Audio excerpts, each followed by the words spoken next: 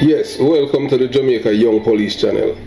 To our loyal viewers and subscribers, at the channel we are a group of law-abiding citizens who believe in the rule of law and respect the rights of every citizen, but not the ones who do not subscribe to such behavior. We do believe in and support preemptive strikes because it saves lives. That is a logical conclusion because preemptive strikes save lives and prevent the further loss of lives. We are all about saving lives on this channel. We at this channel aid criminals, their financiers, their supporters, enablers, and the likes with a passion, and we do not want them over here. Yes, let us repeat ourselves. We do not want any criminal supporters over here. Please, we do not want your views, your subscriptions, your likes, or your comments. Please go elsewhere where the red carpet is waiting for you. Over here, we want you, the criminal supporters, enablers, financiers, and all the likes, to go to prison or madness. Let me repeat myself. We at the Jamaica Young Police channel, we do not want the criminal supporters and their circle over here. We want you to go to prison or madden. Moving on to our video. So we'll continue the journey, so moving on. So this is part two of the, the brown paper bag. Yeah, Vybz Kartel. Oh, a brown paper bag. Yeah, man, the brown paper bag, it have patty, it have aisle on it. So even criminal won't even know say money in it. Same thing a patty, but I'm money in a patty bag of them thing there. Yeah, man. So you saw the judge out to smile. Yeah, that I all corrodes now. Bonkers judge, yeah, I mean. All pan in a judiciary we have them thing there. Corruption rampant in Jamaica, a part of the criminal's paradise. You understand? So you watch, you listen, and you decide. So you're gonna hear the voice notes them. You understand? So just tune in, you watch, you listen, and you decide. As we tell you over here, it's not an entertainment channel. So those who are about entertainment, boy, sorry, I just saw it, but we are here to change lives. That's what we are all about here in the Jamaica Young Police channel. So have yourself a beautiful day and check out the part 2 of this video. Him right now, the one that got the foreigner. So Vybz Kartel, our brown paper patty bag, change Jamaica justice system. Kartel is a free man. So thanks to this corrupt judge and the other two thieves. I mean, we don't call them a judge, them a thief. Because if you call it brown paper bag of them thing, boy, the man's sick and this and that. Me never hear nothing like that. I walked if it started. Vybz Kartel is sick, and if his case is retried, it's gonna be prejudicial because look here, one things that people are carousing like, you understand? My grandfather say I'm dirty nigga. May I tell you that? Yeah. I mean, see it there? You better go bleach like Kartel, cause look man here. Collect brown paper bag and you get the go and you see the US them, you smile and then just take a picture. Yeah man. A sound stay man, you understand? And then have nothing about So implement stronger oversight, promoting accountability and fostering a culture of transparency are essential measures that can help rebuild public confidence. So at the Prime Minister we are waiting for them thing there because why? Hey look, with this man release now and them thing there, and more problem this long in our country, So who are going to get him first? Who are going to get him first? Friday when him come out of JP, who are going to get him first? So we see now. So by advocating for these changes, we are not only addressing the immediate issues highlighted by Vybz Kartel case, but also paving the way for a more equitable society. Our collective efforts can lead to a legal system where justice is truly impartial and everyone, regardless of wealth or influence, is subject to the same standard and consequences. So let us unite in our resolve to push for these necessary reforms, ensuring that our judiciary serve as a true pillar of justice, protecting the rights of all citizens and upholding the principles of fairness and integrity. Together we can create a future where trust is our legal system is restored and justice prevail for everyone. Hey look here, you see from 1989 and Michael Manley and PJ Patches to get them on the judiciary. I done Jamaica start done. So this man, this Prime Minister, him we are waiting for bill it back because any of the PMP get it back, gone now, you know. Straight Taliban business and them thing there. I mean, I tell you about what every man get them little portion, a place to run, and have them determine who live and who dead, and who get extorted and all kind of thing. But we have all a video for that. So the call from many citizens for VYBZ Cartel to remain incarcerated reflect a broader desire for peace and safety in our communities. It is a plea for end to the cycle of violence and corruption that criminal elements within our society have perpetuated. The court's decisions, which reinforce the power of the brown paper bag, deliver a disturbing message about justice in Jamaica for the convicted murderer, VYBZ Cartel and Sean Storm, and the others, and their families. It seems that justice can be bought. Let this be a turning point where Jamaica must confront the harsh reality that its justice system is vulnerable to corruption, serving the interests of those who can afford to manipulate it. Brown paper bag run things, and we are telling you that. Whether or not you could have ball blood, we are telling you. I saw it go. So VYBZ Cartel and the others walk free. There is a growing concern that they may relocate to another country, perhaps England, to escape further legal repercussions.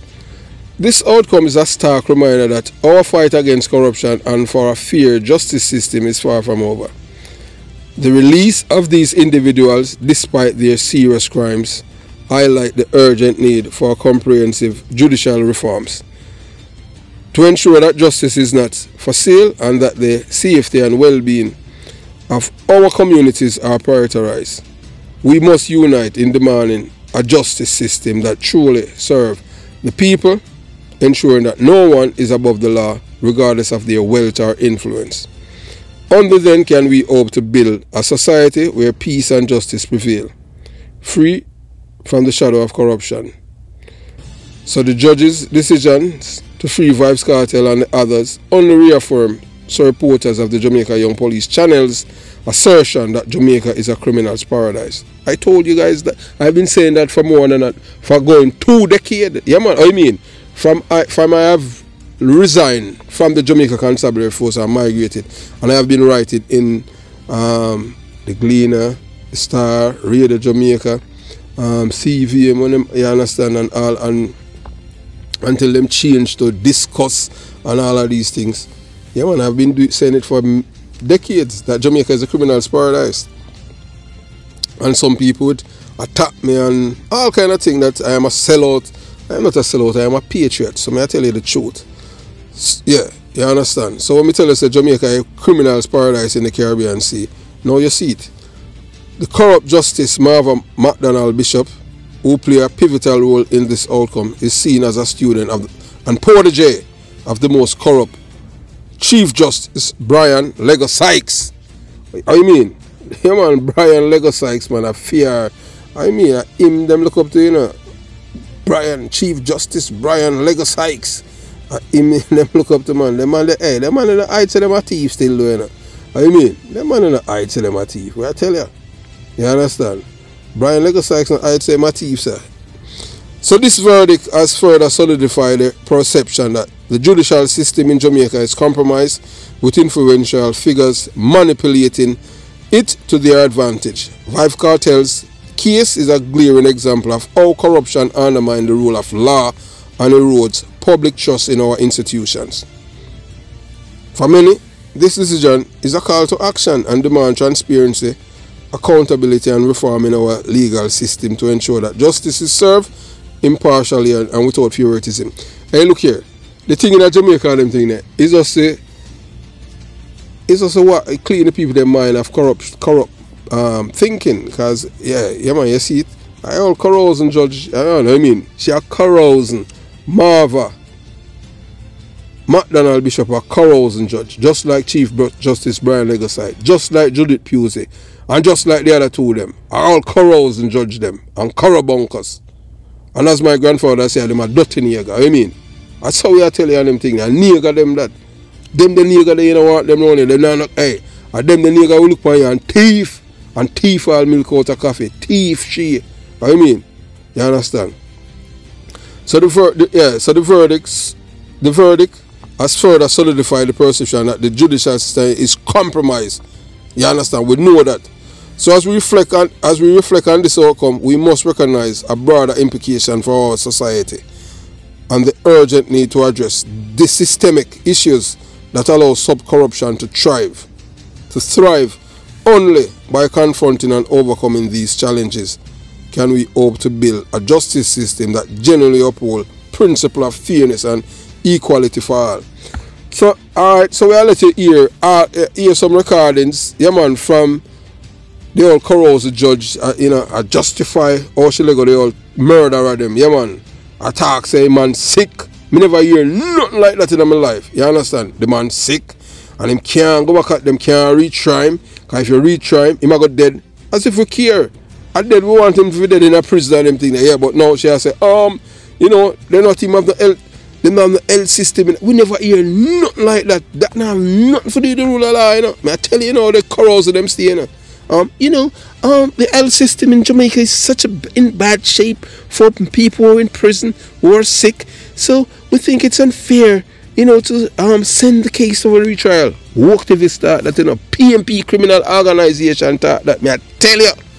So we want to listen yeah man, from the old Carouse judge. Yeah man, Corobunkers and paper bag recipient. So you watch, you listen and you decide. Appreciation of the question remitted to this court for determination, and the court's resolution of the issues and sub-issues raised by the parties relative to that question. An abbreviated summary of the background is provided. The allegations in the court below were that the deceased and Lamar Chow, the prosecution's sole eyewitness, had been given 2 unlicensed firearms belonging to Palmer for safekeeping. The appellant Palmer gave Lamar Chow and the deceased a deadline of on 14th August 2011 to return them, with which they failed to comply. As a consequence, Lamar Chow and the deceased were summoned by the appellant Campbell to the appellant Palmer's house at Swallowfield Avenue, Havendale, which we call the Swallowfield premises. They went there by taxi on 16th August 2011, accompanied by Campbell, and on arrival were met by the appellants Palmer, Jones, and St. John. The appellant Palmer asked what plans Lamar Chow and the deceased had for replacing the firearms, to which the deceased replied that he would replace them. They were then both attacked, after which Chow saw the deceased lying motionless on the ground, with the appellant Jones bending over him. Lamar Chow escaped, but the deceased was never seen again, and calls to his mobile phone went unanswered. A team of police officers went to the Swallowfield premises to investigate the alleged homicide. They noticed that the house smelled of disinfectant. When the police returned to the premises on a subsequent visit, they found that the entire interior of the house had been destroyed by a fire. On a further police visit, it was discovered that the rear of the house had been demolished. The police dug at the premises but did not find anything of significance to their investigations.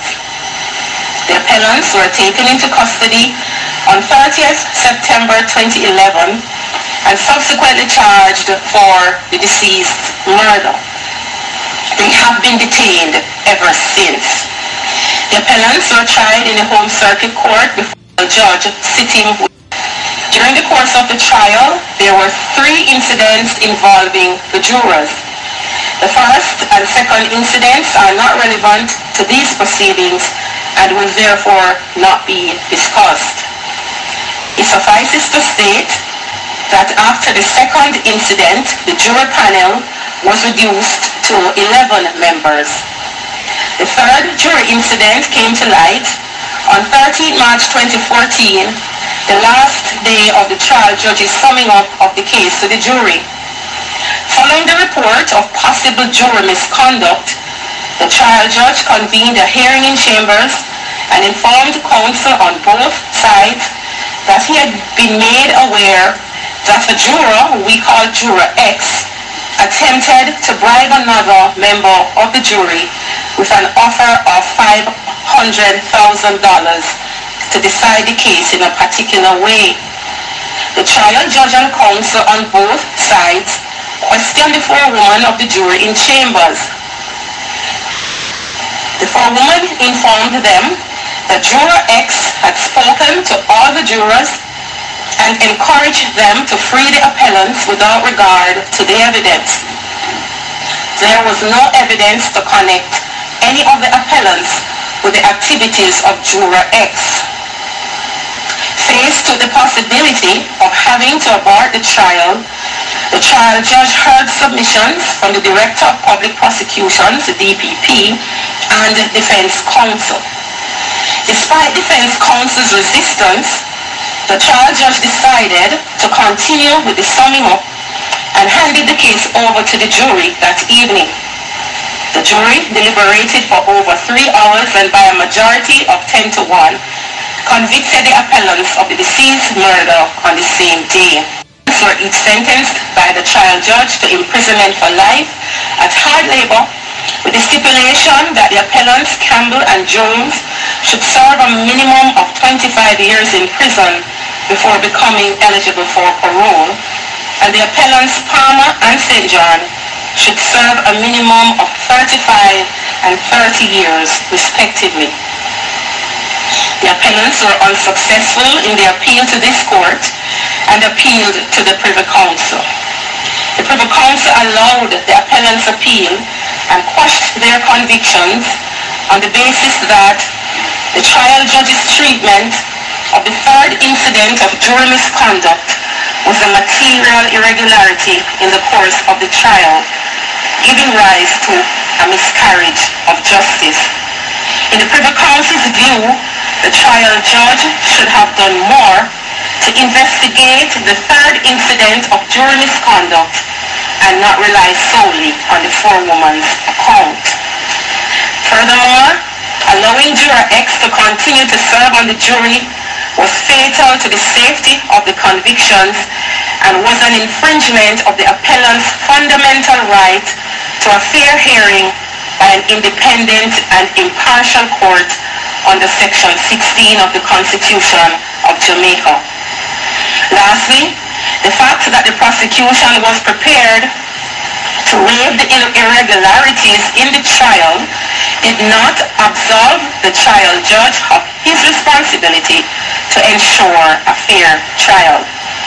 In all the circumstances, the trial judge ought to have discharged the jury and ended the trial in order to protect the integrity of the system of trial by jury.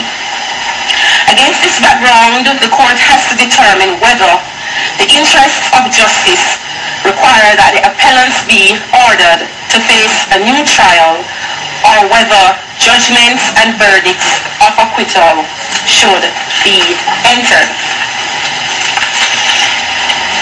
The court starts with the Constitution, which will not be tried for a second time unless a court of superior jurisdiction, which is the appellate court, orders that there be a retrial. The Constitution did not set out the circumstances in which the court should order a retrial. It is to case law that the court looks to determine what are the principles applicable to the question of whether there should be a retrial. The court looked at all the applicable legal principles governing the question of a new trial, which was set out most authoritatively by the Privy Council in the case of Reed against the Queen. We will not state the citation at this time, but that is in writing. The court also looks at other principles emanating from subsequent cases since Reed, and we have an amalgamated list of those factors. There are 12 factors that the court has considered. seriousness and prevalence of the offense. That's one. Two, the strength of the prosecution's case. Three, the availability of the prosecution's witnesses and exhibits. Four, the availability of the defense witnesses. Five, delay and whether a retrial can be facilitated within a reasonable time. Six, the time, financial costs, expense, and impact on the court's resources of a new trial if one is ordered. Seven, the ordeal to be faced by the appellants if a new trial is ordered.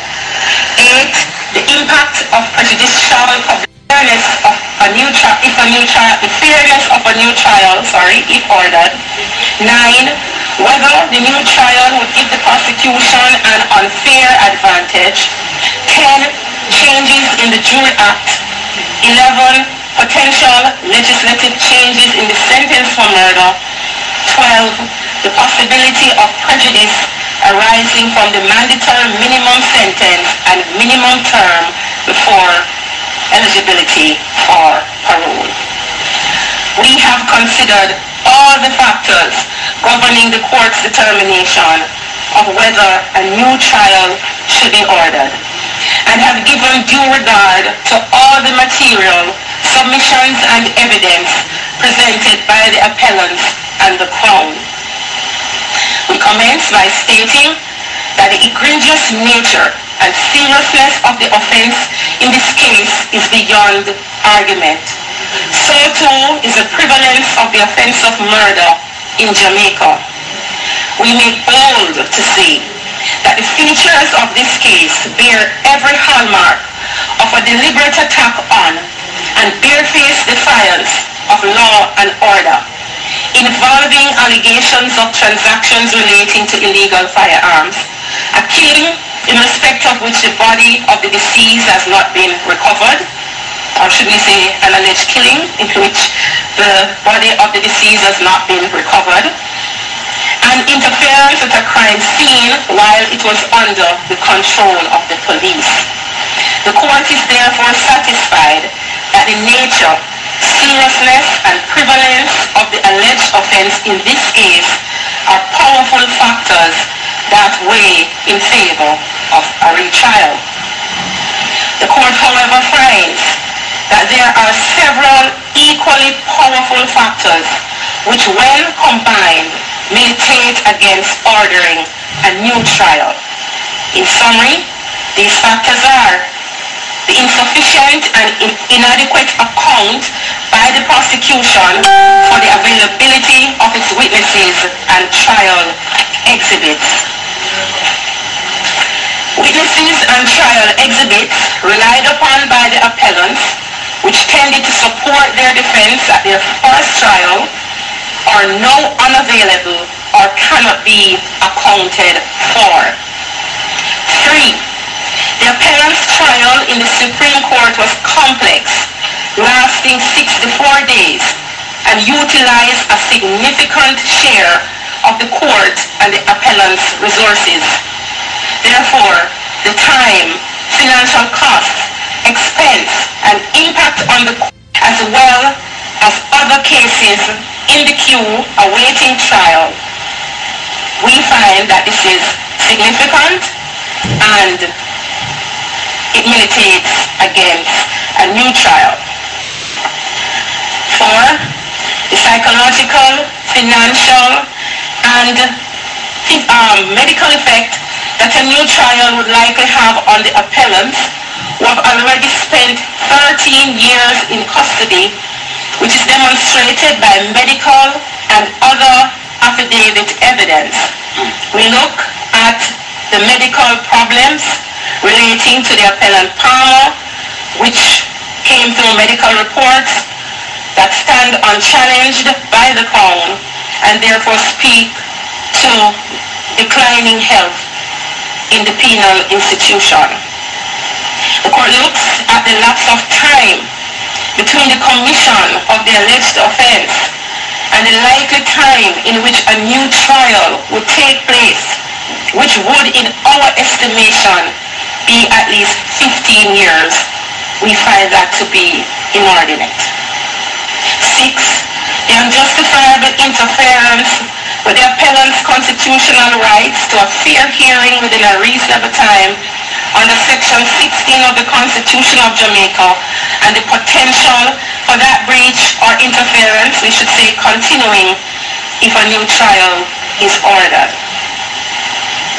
We look at the potential prejudice to at least 2 of the appellants who, if convicted after a new trial, would be required to serve a longer term of imprisonment before eligibility for parole than that which was originally imposed upon them after their first trial due to the operation of the statutory mandatory minimum for the offense of murder. Looks at other factors which it did not see swinging the pendulum either way, and our judgment will explain it all.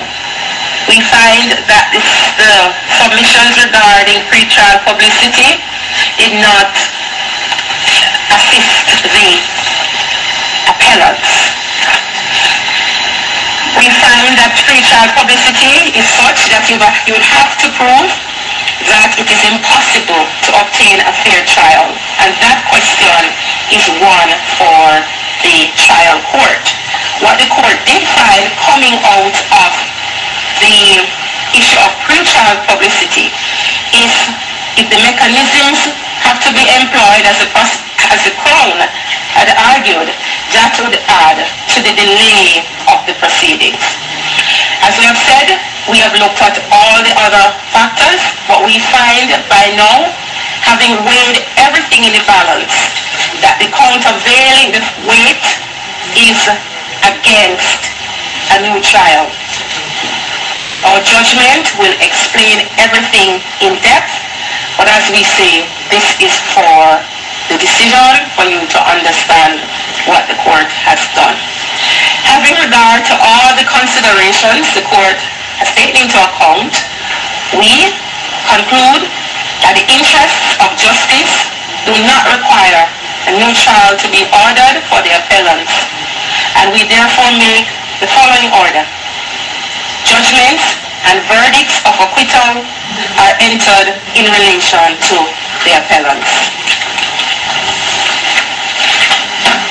We must, on the record, thank our judicial clerks, Mr. Jordan Jarrett, Mrs. Yumika Harris Mackenzie, and Mrs. Nicole McLennan. So you hear that for yourself, you know, you understand, you hear the excuse him that the criminal organization judge made on the bench for VYBZ Cartel, the murderer, and Sean Stamp. So you know, by Friday they are out, so you know, say Waterford turn up. Yeah man, Third World and all of these places, cause look, VYBZ Cartel is larger than life now. Not even the court dealer, the convicted court dealer in America are tour, because yeah, you don't know, hey look, you have to go to Richard Curry, you know, for him, you understand, him solidify some things and give them the information and say, yeah, he might want away on them thing. Because Richard Curry, you know, the Chief Curry, yeah man, you know, say him a big rear admiral and them thing, so you don't know, say Buju Banton have to go and make him, you know, sort him out of 1 and 2 little things. So I just saw it go on them thing there. It's just unfortunate that we as black people, it has reached a point now where corruption is rife among our people. So have yourself a beautiful day. Jamaica Young Police Channel, out.